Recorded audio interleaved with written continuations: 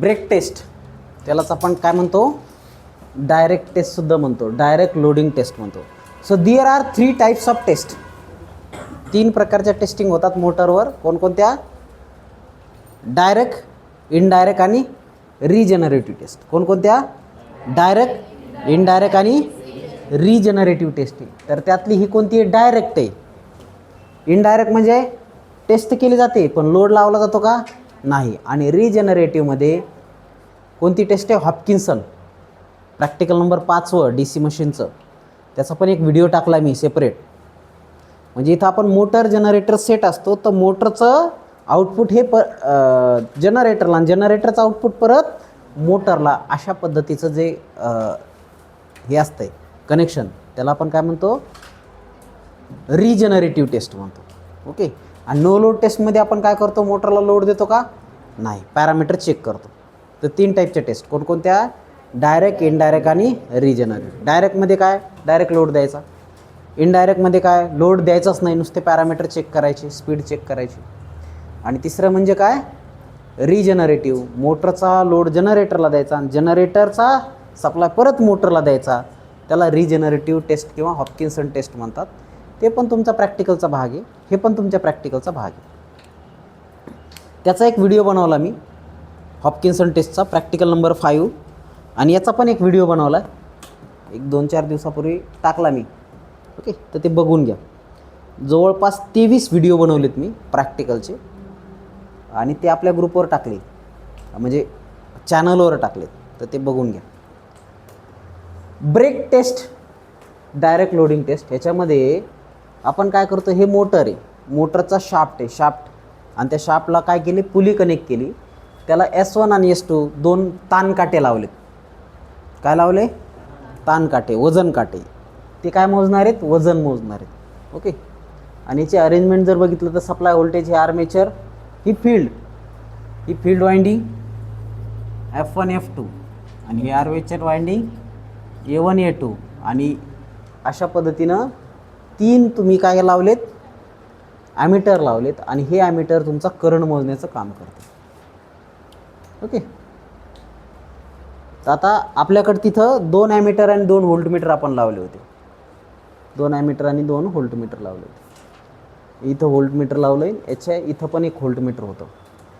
तर बघा, this is the direct method of testing of DC motor.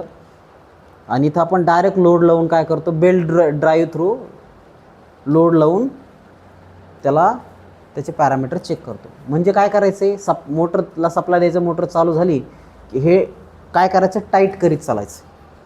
हे काय करायचं आहे? टाईट करीत चालायचं आहे. टाईट केल्याच्या नंतर काय होणार? त्याचा करंट मेजर करायचा, की त्याचा करंट मेजर करायचा. बघा, फोर्स इज इक्वल्स टू काय रे? Force is equals to 9.81 S1 - S2. S1 - S2. S1 म्हणजे काय रे? या ताणकाट्याचं वजन. आणि S2 म्हणजे काय रे? या ताणकाट्याचं वजन. तो फोर्स म्हणजे काय? वेट. फोर्स म्हणजे काय? वेट. आणि वेट काय असतंय? Mass into acceleration. मास काय आहे? S1 - S2 हे मास असेल. आणि ॲक्सेलरेशन ड्यू टू ग्रॅव्हिटी किती? 9.81. ओके. मग torque is equals to force into R, force into radius. Torque is equals to force into radius. फोर्सची व्हॅल्यू ही टाकून द्या. हे न्यूटनमध्ये आणि हे रेडियस मीटर सेंटीमीटरमध्ये, तर हे न्यूटन मीटरमध्ये. ओके. मग P out is equals to torque into W. W म्हणजे काय? Angular velocity. सो टॉर्कची व्हॅल्यू जसं तशी इंटू अँग्युलर व्हेलॉसिटी 2πn / 60. हे RPMमध्ये असतं. याला 60 केलं तर काय? RPSमध्ये होतं. मग याला सिम्प्लिफाय केलं तर इफिशियन्सी तुमची येऊन जाईल. थोडक्यात काय? या मेथडने तुम्ही efficiency, regulation, load calculation, output power, input power, losses वगैरे सगळं कॅल्क्युलेट करू शकता. Okay. So this is a brake test. हे तुम्हाला 3rd इयरलासुद्धा आहे आणि 2nd इयरलासुद्धा आहे. हॉपकिन्सन टेस्ट तुम्हाला 3rd इयरलासुद्धा आहे आणि 2nd इयरलासुद्धा आहे. त्याच्यामुळं ही माहीत असणं जास्त गरजेचं. काय काय फायदे रे? कोणत्याही मोटरला ही टेस्ट आपण करू शकतो. मोठी मोटर, छोटी मोटर असा काय भेदभाव नाही. ओके. रिजनरेटिव्ह टेस्ट छोट्या टेस्ट मोटरला करतो का आपण? नाही. डायरेक्ट नो लोड टेस्ट आपण खूप मोठ्या मोटरला करत असतो. ओके. बघा, the method is simple, hence can be carried out easily. सोपी मेथड आहे, लगेच कॅरीड आउट करतात. लोड लावायचा संपला विषय. Practical efficiency of DC can be found. तर इफिशियन्सी आपण मोटरची फाइंड आउट करू शकतो. पण ड्रॉबॅक काय आहे? वेस्टेज ऑफ एनर्जी होते. लोड लावला म्हणजे बघा मोटर गरम होत चालते बरं का. मोटर गरम होते म्हणून आपण पाणी टाकतो तिथं. Large amount of heat is generated, so cooling is required. आणि ती कूलिंग कशाने केली जाते? पाणी टाकलं जातं. ओके. आणि खूप मोठ्या प्रमाणात एनर्जी वेस्ट होते, म्हणून ह्या टेस्ट आपण अवॉइड करतो. याच्याऐवजी आपण नो लोड, लोडच लावायचा नाही. लोड लावला नाही करंट वाढणार नाही, करंट नाही वाढला अडचण येणार नाही. जास्त करंट वाढला आणि जास्त वेळ ब्लॉक करून ठेवलं तर मोटर जळू पण शकते.